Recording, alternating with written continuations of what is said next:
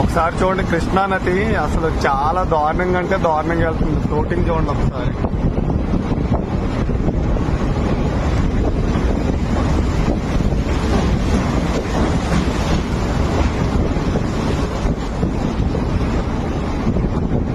చూస్తుంటేనే చాలా భయంకరంగా ఉందండి, అంత దారుణంగా వెళ్తుంది. నాకైతే ఇలా చూస్తుంటే అసలు గూస్ మూవ్స్ వస్తున్నాయి.